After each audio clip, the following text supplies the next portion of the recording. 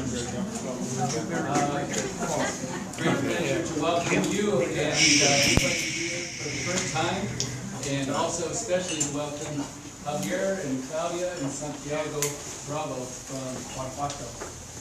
And I think you all saw, but if you haven't, we welcome you to sign the sign-up list in the back if you're not already on it, and if you're able to make a contribution towards this and other programs, somewhere between $5 and $15. Thank you.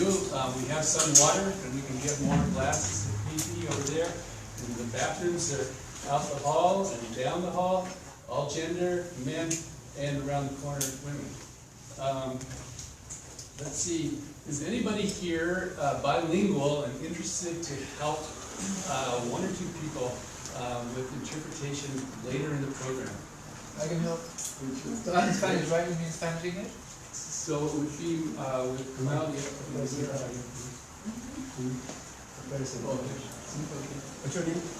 Angel. Angel? Okay.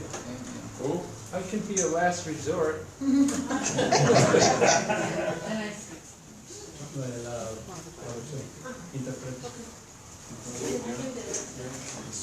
Cool, yeah, you can trade on. We're thinking especially after the discussion. So thanks so much.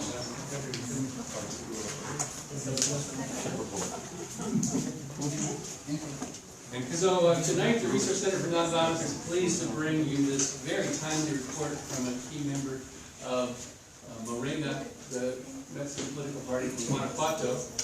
And as you know, Andres Manuel Lopez Obrador won in the election for presidency, and also Morena won majority seats in Congress.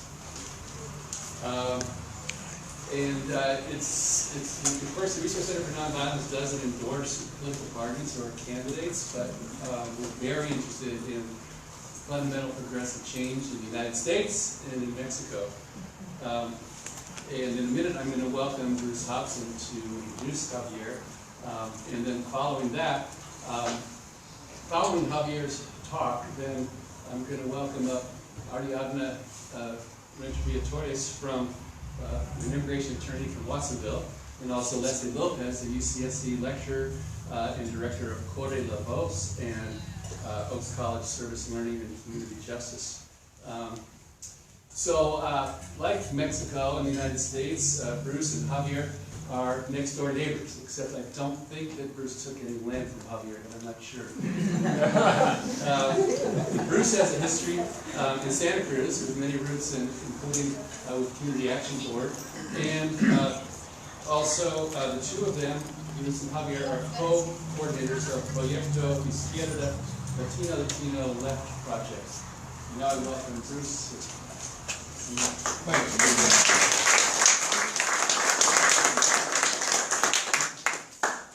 So I just want to say a few words about this as we begin. I'm really happy to be here. As Peter said, I lived here for a number of years. I worked with the Community Action Board, and I was a counselor with hospice for some time. I see many familiar faces. It's great to be back here in Santa Cruz. Javier and his family, Claudia and Santiago, are staying with us right down the street here, and it's pretty fantastic. This is the first time for them to be here. I'm Bruce. My partner Rachel and I live mainly in the city of Guanajuato, where we just happen to be next door neighbors, about this far apart from us. I mean, literally just by chance. It wasn't a plan. It wasn't that we had some kind of it wasn't no political conspiracy for me, Bruce, and Javier to get together and try to raise hell between the United States and Mexico. I've been through that before. But I do want to say a few words politically about what I think is really significant about this event, about Javier's presence, and what, in my view and many people's view, is really the impact and the potential of the victory of AMLO and Morena in Mexico. As I see it, we live in a time of stark challenges, of powerful mass resistance, and of possibilities for change.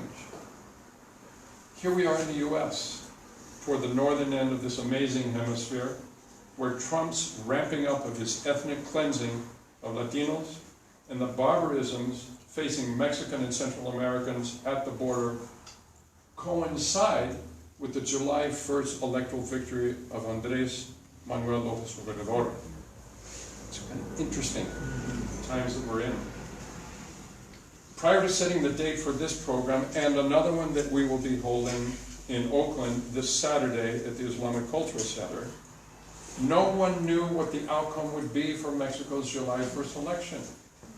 Every single poll showed Andrés Manuel holding a huge lead against the PRI and the PAN candidates, but who was to know if the highly organized, well-financed fraud machine would be successful as it has been in the past?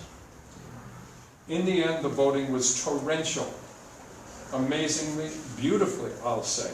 The margin of victory for AMLO was as emotional for Mexicanos as was Alexandria Ocasio-Cortez's for the people of the Bronx. Yeah. And that was real. Yeah. It just happened. And she's 28. But the win was not just for AMLO. As Peter mentioned, Mexico's Congress and Senate went overwhelmingly to Morena. As you can imagine, people partied hard in all 31 states. Javier teaches ancient history and 20th century history of Mexico at the University of Guanajuato. He studied in the Soviet Union when he was a kid at the end of the Soviet period, and he was also an archaeologist. As a representative of Mexico's only left party, Morena, he will speak about the election of AMLO, about what the Morena victory can mean for millions of poor and working people of Mexico, what this may mean for Mexican immigrants here, and amongst other issues, the potential for change of relations between Mexico and the US. I emphasize potential. Okay? Nothing's for sure. Many US progressives believe we have a responsibility to express our solidarity with Mexico in its resistance to US neoliberal capitalism. Or to use that old word. Imperialism.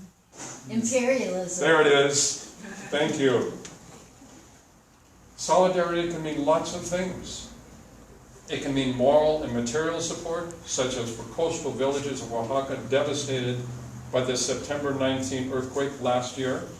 Some of you here donated to a fund Javier and I organized for that. Thank you again. By the way, September 19, some of you know, Ariadna, Javier, Claudia, and some of you, Angel, know that that is a day that is burned into the mass consciousness of Mexico City since 1985, when an 8.1 earthquake devastated much of Mexico City. Same day, exactly to the day 32 years later, earthquake that hit Oaxaca. Solidarity can mean events like today's get-together. It can mean building unity amongst ourselves of the left, discussing how to work together based on common principles, and solidarity absolutely means a relentless defense of immigrants. So with that, let's welcome Javier Bravo of Morena.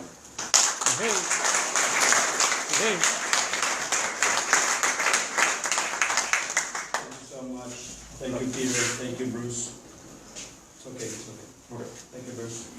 Thank you, all of you, because you are sacrificing your time, your personal life, come here and hear me. I am here because my people is suffering. More than 50% of Mexicans are poor. Or, as we say in Morena, my people is not poor, my people is impoverished. Mm-hmm. Impoverished by the powers to be, by 30 or more than 30 years of neoliberalism. So, for us in Morena, pronouncing the word poor is like naturalizing poverty. And poverty is not natural, it's not normal, it's not ethical. That's why we pronounce the word impoverished. My people is impoverished.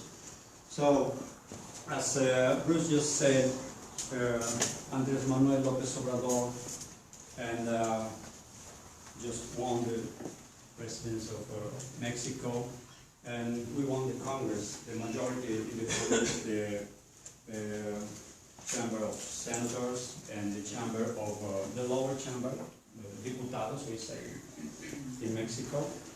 We have no the absolute majority, meaning that we don't have the 2/3 that could be necessary for constitutional reforms. So we will have to negotiate with the other parties, the conservative parties, because as correctly said Bruce, Morena is now presently the only progressive party. It was another one, the PRD, the Partido de la Revolución Democrática, but that party is no longer a leftist party, it's no longer a progressive party. So we have to deal with them in the Congress for negotiating the progressive change. But why people in Mexico voted left? Why people that even in the past presidential election in 2012 or even in 2006 voted right, voted for PRI or PAN, the leftist conservative parties. Many of them now voted for us, for Andrés Manuel, voted left. Why is that? What has just happened? What is happening with my people? What is happening with the voters? I would like to begin my presentation by explaining who we are in Morena, because in my view that partly explains what is happening. It's the people changing, of course, but also we assume ourselves as progressive people that understand our history otherwise than traditionally we used to understand, and we act politically, we act differently. What are we doing? Why this kind of success? Well, I would like to begin by talking about political action and the very essence, the very core of political participation, which is power. The question of power in Morena is a shared view within our organization that we are spreading all around the country.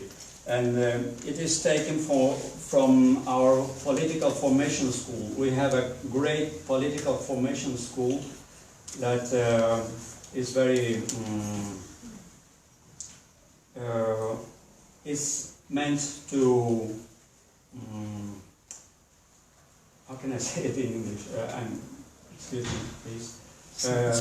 It was meant to be a school for young people in Morena, but actually it is important for all of us, even the less young as myself.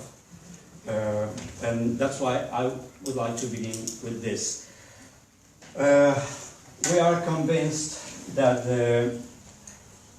the venue of power is not the political class as we are used to understand. The political class meaning the professional politicians.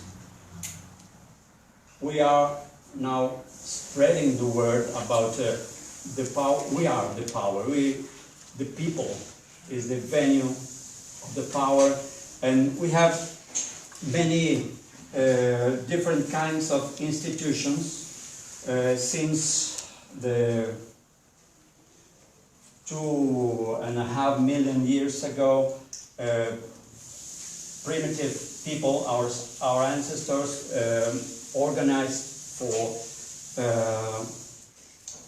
for trying to live and live better every year, every century, every millennium, every million of years. We're trying to survive, and that is already an institution. I mean, we are all creating culture, creating institutions, because only in community we can survive. We are here because our ancestors, most primitive ancestors, organized themselves in institutions, economically, for the first moment to survive, but also in different ways. As time passes, we have many different levels of organizations, of institutions, and then at some point we have the state, a huge organization, a huge institution, but it's not the only institution. We have several levels of participation in order to live and live as better as possible. That's why we call the people the political community. It's not the people, it's not some amount of persons living together in society, because that is the liberal view of people. Separate individuals that gather together and create some contract for living together, for not to kill each other. We have a different conception of politics, a different conception of society, a different conception of humankind. We are all community. We are all community, and we have in Mexico we have a huge amount of originary peoples that speak their own language. They have their own culture, their own costumes and gastronomy. Very interesting, but they are now for us a very how can I say it in English? There is a reference for us in those indigenous communities for enhancing the hope that living without war, that living without domination is possible. Indigenous communities in Mexico or in many places in the world now are living without political parties.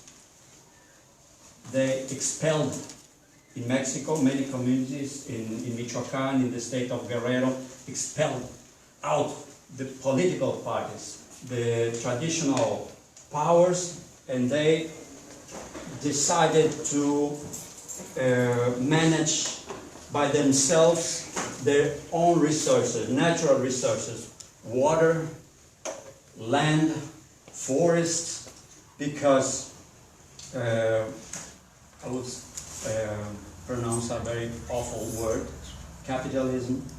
Yeah? Capitalism is destroying their forests, is polluting their waters, the land, the air, is exploiting the indigenous communities as cheap workforce. Capitalism is destroying our communities, the people and the world. That's why they decided in many, not all of them, but many communities held out the powers to be the political parties, the government itself, and they constitute their own government. This is a way, special, very particular way of political participation in this scale, in the scale of indigenous communities. It's not the Mexican state, not in this level, but in the first levels. In some communities of 10,000 people, maybe 20,000 people, they can participate directly in their own decisions. They all, by turns, participate directly in the decisions that make community live and get stronger and stronger. So this kind of participation is possible only in this level. In the level of the state, it is inconceivable that we all Mexicans could participate directly in making the decisions and changing the laws and so on and so on. It's impossible in empirical terms. Do I make myself clear? At this point? I'm sorry. I'm a little nervous because of the language.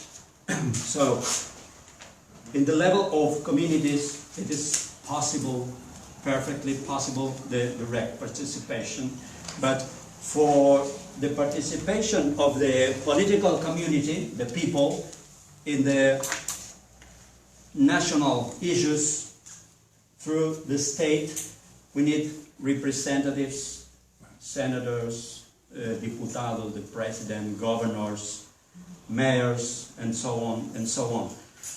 So it's very important for us to keep in mind that they are our employees, and they have to obey from now and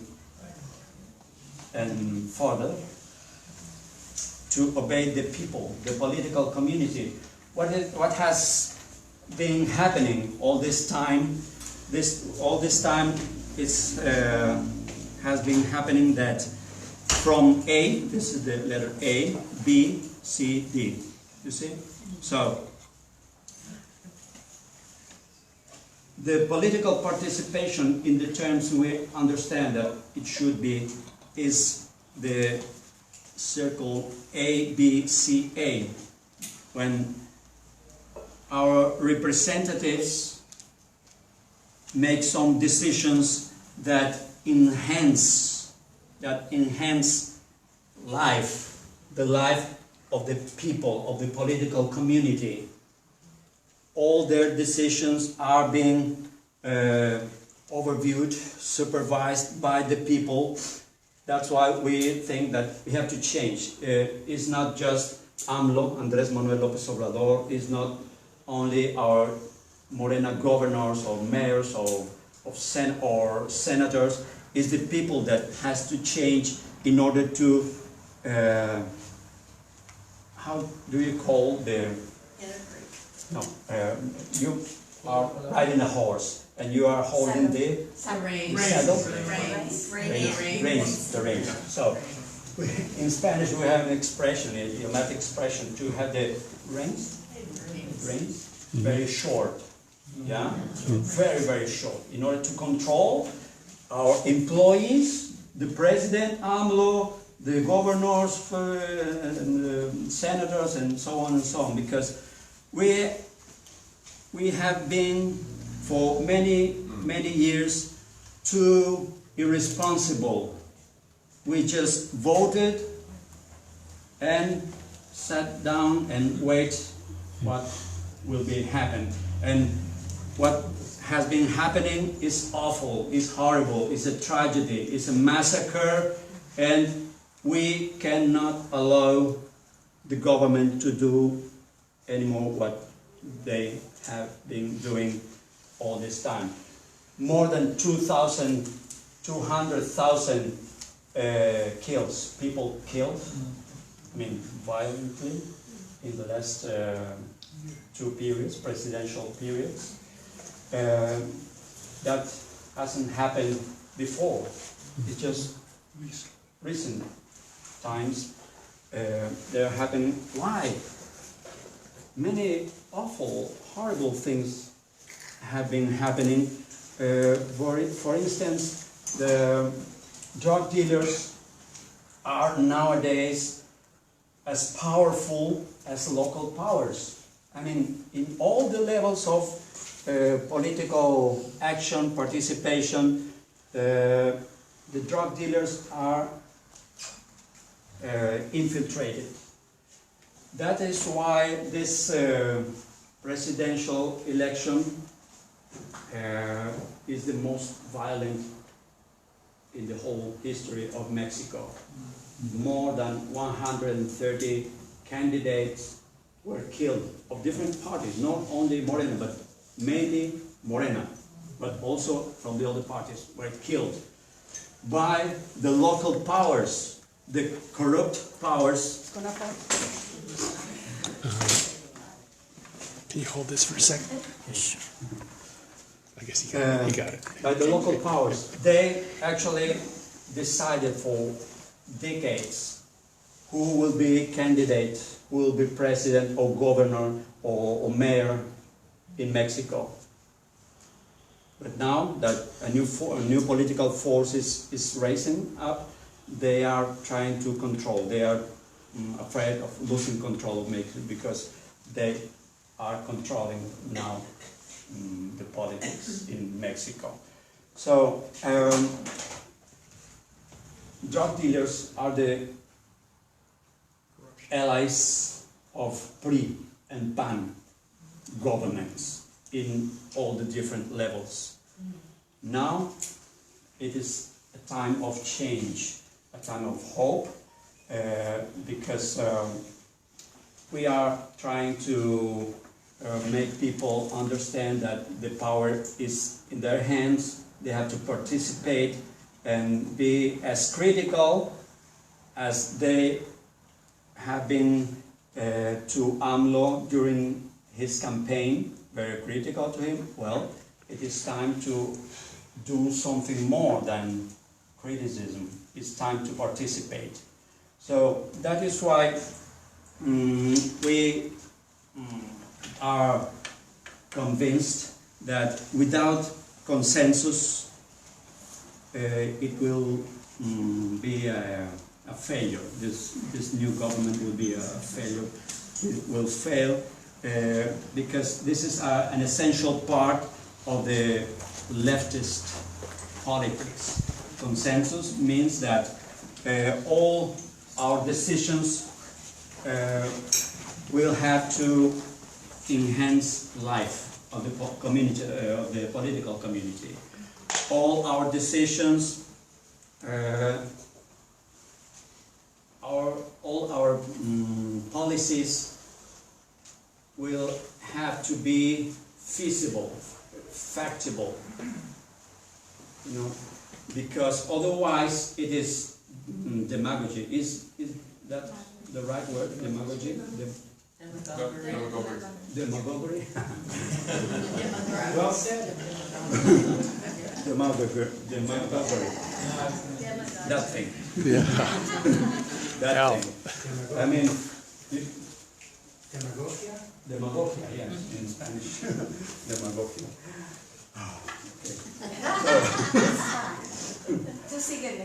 Okay, thank you. So, consensus, right? Enhancing life. Also,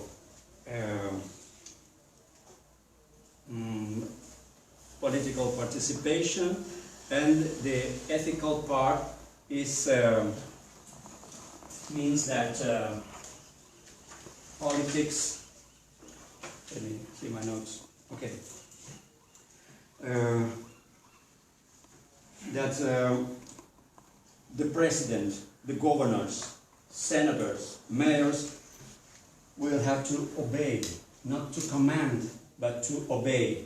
That is a different view on power, because as our communities in Chiapas, in Yucatan say, in their communities, in their indigenous communities, the powerful command obeying. I mean, by obeying, they are authorized to command only if they are obedient to the people. They just don't accept that is.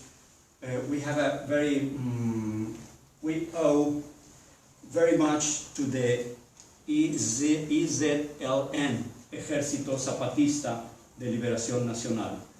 They are very important organization. It's a referent for us for how the power has to be. They are in the practice doing that. Their commanders command obeying the people, only obeying the people, not by themselves. I mean, they are not gods, they are servants of the people, really. I mean, it's very important to understand this, because this is the other circle, A, B, D, A, is the circle of corruption. When our representatives in the different levels upon the state make the right decision to improve the lives of the community, the political community, they are doing the work well. They are not corrupt. This is the circle of no corruption. But they actually can make the decision to act correctly or to act incorrectly in the way of corruption that and for many years we have been under the boot of corrupt powers that are classist, misogynistic. They are conservative because they try to preserve privileges. They try to preserve, that's why they are they trying to conserve, to preserve the privileges, yeah, of a few people against the pain and the poverty and the terrible lives of the majority. They are racist, homophobic, and so on and so on. In Morena, we are, as a political party, we have different secretaries. Secretary of Women, Secretary of Labor, the Secretary of Indigenous Issues, and also a Secretary of Sexual Diversity. Some fellow militants in Morena wanted just to be a committee of sexual diversity, but some other insisted that we need in the same level as other secretaries, the Secretary of Sexual Diversity. Why? Because it's a matter of human rights. Human rights for all, for everybody. The conservative politics says that human rights are very good, but not for everyone. I mean, not for the poor, not for homosexuals, not for women who had to make an abortion. Human rights are not for them, only for those who they decide to are worth of human rights. So it's a very different view on politics. So this is what we are. Of course, could be many questions about this. We insist that from the very beginning of humankind, we are collective. We live in communities, and we created institutions from the very beginning. And no institution, no human organization could be perfect. They are perfectible, not perfect. And we have to acknowledge this and work on it, because it is very important, the political participation, in order to equilibrate, to be compensating, is that right? Is that compensating the imperfection of the institutions. Only the political participation could equilibrate these imperfections of human institutions, even of the state. So that's why it is important to do that. I told that in order to enhance also the participation, to motivate the participation, people need to see some results, some positive results of this kind of politics, leftist politics. When you see some positive results in government respecting human rights of women, of people that are migrating, of homosexuals, of women, of indigenous people, they are encouraged to participate more and more. So that's why this is very important to propose feasible, possible things and do the possible, always doing things right, possible things right, make things happen. So this is what we are in Morena. Well, Andrés Manuel López Obrador and Morena do actually have a program, a political program. And some of you, I guess, are very informed people and have read some things about that, what we are trying to do from December the 1st, when Andrés Manuel will assume as president. He stated that he will earn as a president only 40% that the President Peña Nieto, president, is earning as a president. So 40%. His salary will be 60% lower than the president. And in our program, it is a new view of the government expressed in money, in pesos. All the higher officials in the government, in the federal government, will earn 60% less than before. So it's very important for people to listen to this and try to understand what does that mean, because Andrés Manuel López Obrador has been a fighter against corruption all his life. But it's not only a matter of corruption. Fighting against corruption, being at the presidency, being the president of the United States, or the Mexican United States, that's the official name of my country. Always copying somebody. His official name, right? So by cutting off the channels of corruption, we will keep in the federal budget more than 400,000 million. In English is different, right? It's 40,000. A lot of money. A lot of money. That is exactly what I mean. That is the exact amount. A lot of money for social programs that have been during all these 3 decades being almost extinguished by the government, of the PRI and the PAN. For example, pension for the elder is almost nothing. It's an insult.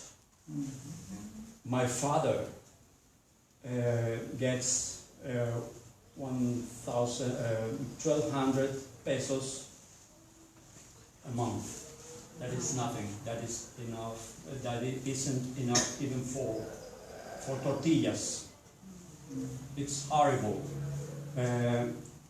As December the 1st, AMLO assumed the power, it will be doubled the pension for the beginning. Double pension for all the elder people, and young people that are now excluded from higher education, from the universities, for many courses, will receive a scholarship, and universities will receive all the young people who want to study.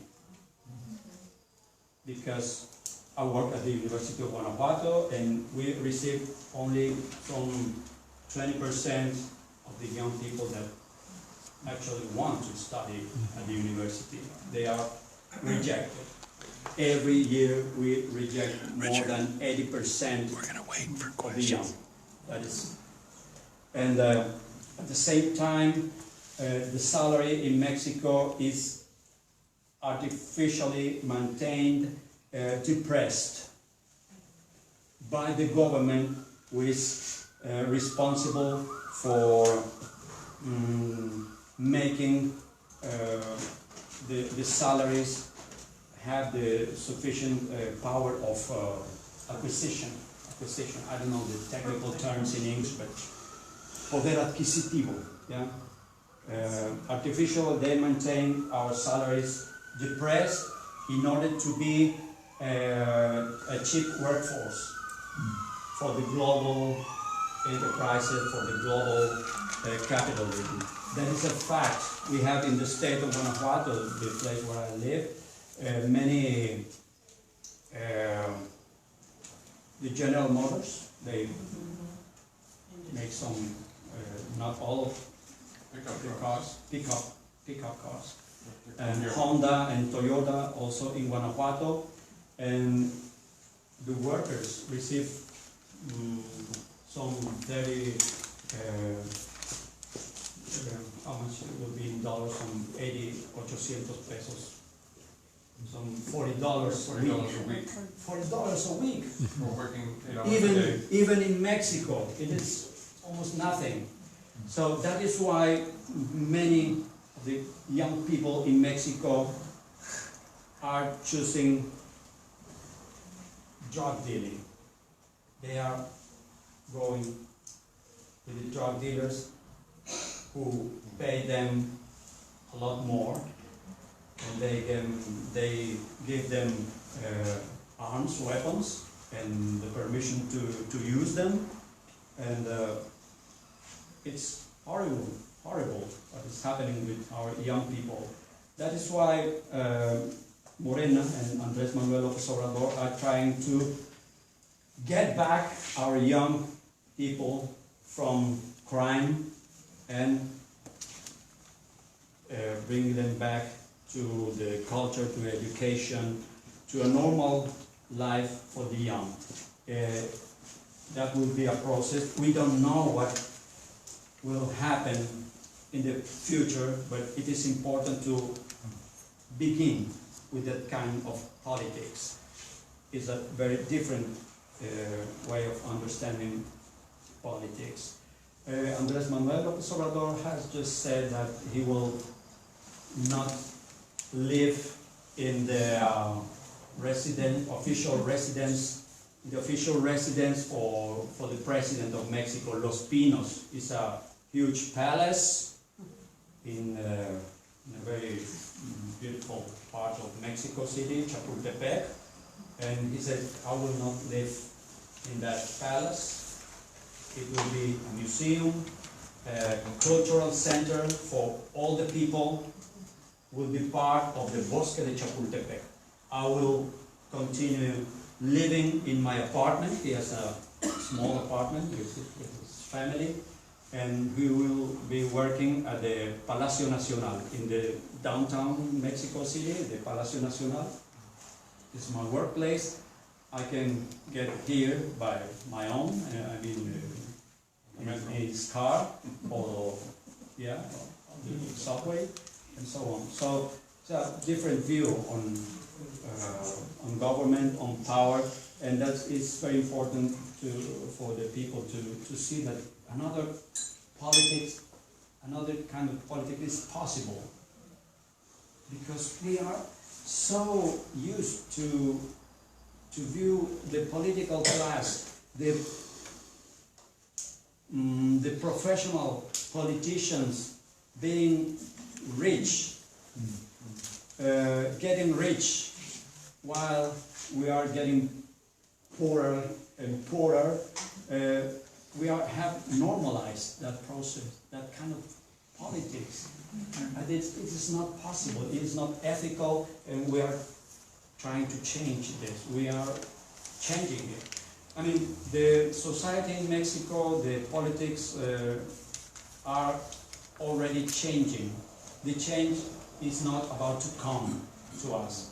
We are changing already, and when we have more than a very important participation during the polls, I mean, 63% of the electoral list voted, so it's a very good participation in historical terms, because for many, many periods the participation has been lower than 60%. And this year, 63% of participation. So from that universe, 53% voted AMLO, voted Morena.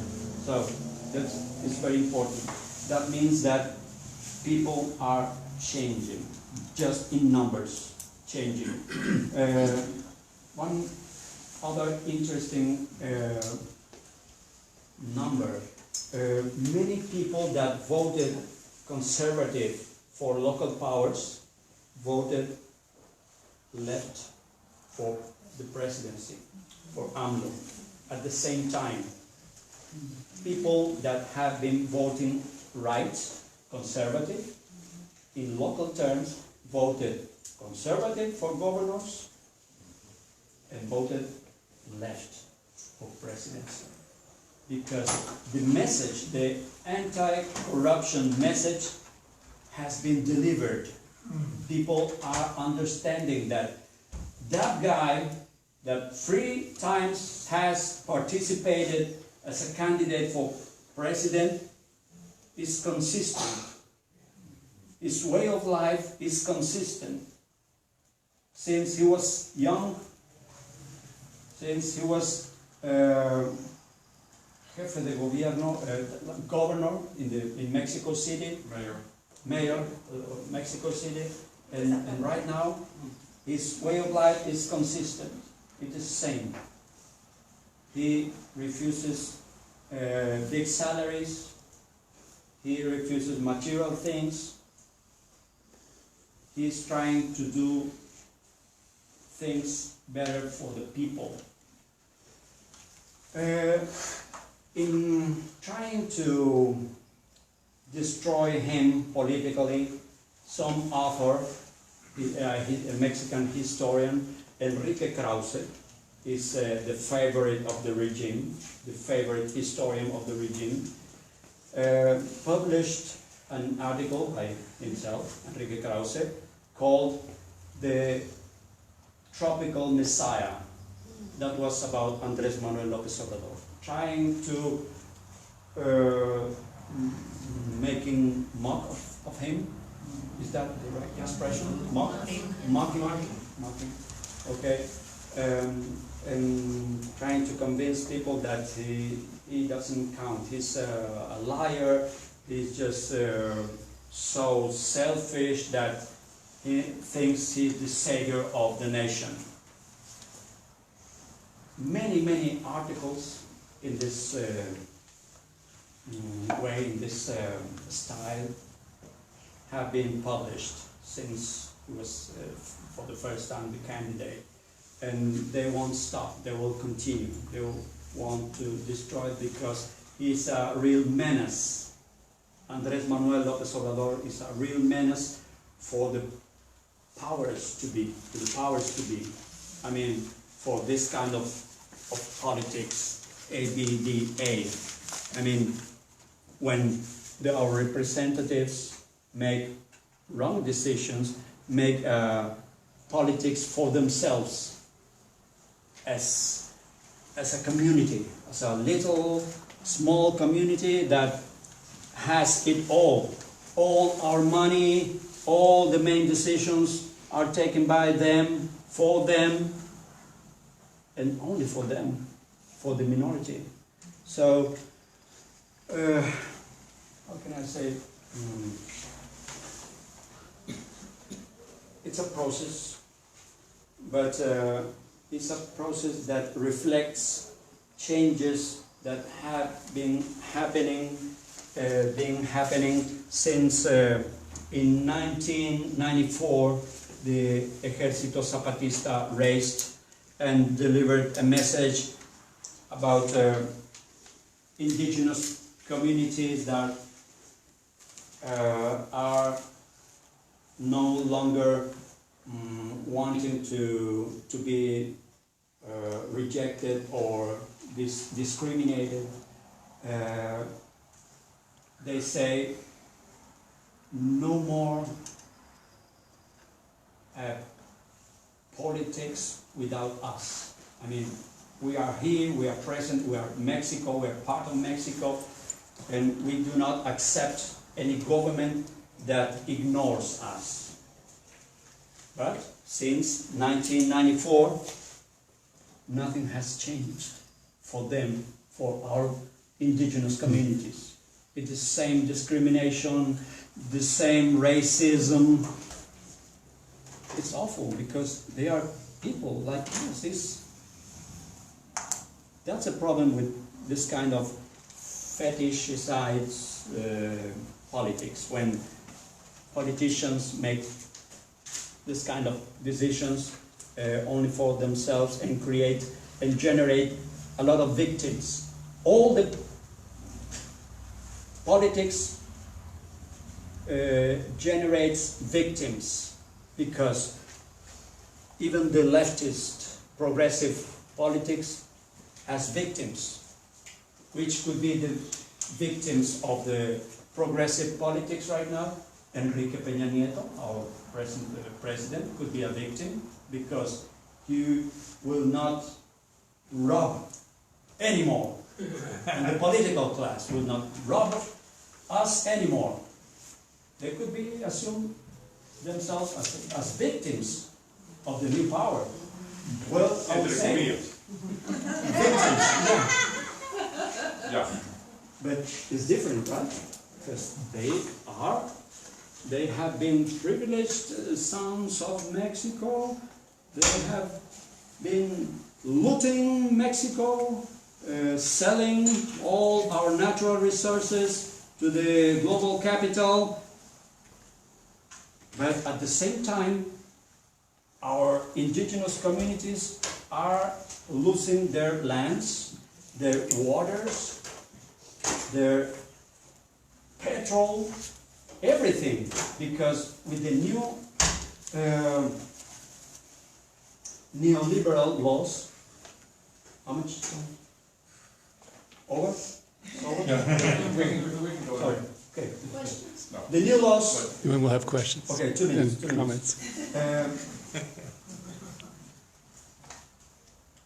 2014. This is a tragic year for us in Mexico. Well, it's a happy year because Morena achieved its registration as a political party. 2014. But at the same time, it's a very tragic year because a lot of neoliberal reforms were voted and approved. One of them allows global petrol industries to denounce some territory in Mexico for exploiting the petrol, the oil industry, no matter who lives in that territory. Indigenous communities, they are not priority. And now this is legal. Now this is legal. This is how huge and profound is their immorality.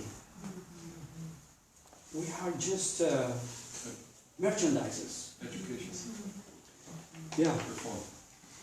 So we are beginning to change that. So the new government is full of our hope, our collective hope. we will be close to that government. We will be as critical as we have been to the corrupt power of the PRI and the PAN, because we have changed. We have changed. Many of the Morena members are young people, but not all of them. Some of them are like me, a little less young. And I have never been a militant of any party. I am a scholar in the University of Guanajuato, and I do this because my people is suffering, and I suffer with my people. And I understand Andrés Manuel López Obrador and his, how can I say it in English, but he makes no step back, never. He's always standing and going forward, moving forward. Always, all the time. That is why he's capable to do that. You see the Zócalo, many times I have been to there. It is very impressive, feeling that force, you know, the force of the people that is indignate. Is that right? Indignado. Indignado. Yeah. And we say to this kind of politics of corruption, no more, no more. Now it's time for Morena to demonstrate that politics would be different, progressive. Thank you so much for your attention. Thank you.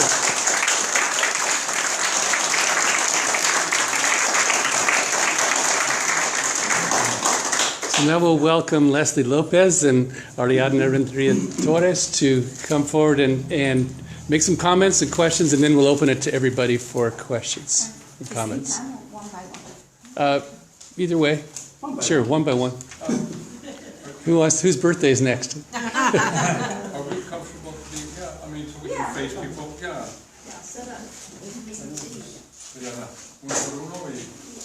O todos. It doesn't matter.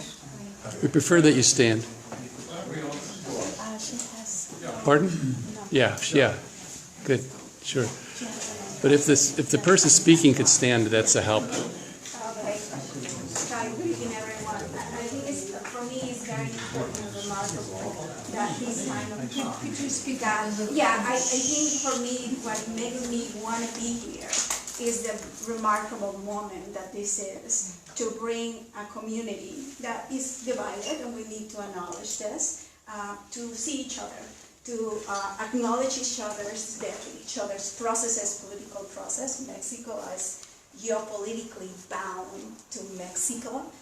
Mexico and the United States are next to each other, and they need to learn from one another and from each other's mistakes, I will say. For me, the significance of what happened in Mexico is amazing, and it makes me go back in time to the time that Mexico declared its independence from Spain, that the Mexico that went to a social revolution, where people wanted to reclaim power for themselves, the Mexico of the Constitution of the 1917 that basically codify the right of people to free education, to social services, to political participation, to the social state that we all need to have in order to thrive and to grow as a nation. And then slowly to the Mexico that reclaimed their natural resources, to the expropriation of the oil company in the 1940s, and then subsequent governments that tried to really incorporate the well-being of the people into the public policies. And then it came the 60s, and slowly but surely the freedoms of the individual were eroding, and then the kleptocrats that got us here started to slowly taking away those freedoms and those institutions that gave us the idea of a republic and a democracy. We got to the point that we're losing natural resources, we're losing the public free education, we're losing freedom of speech. Mexico, I think, has the highest number of killings of journalists in the world. And to me, I think for the American society, this needs to be a lesson. How we got here is because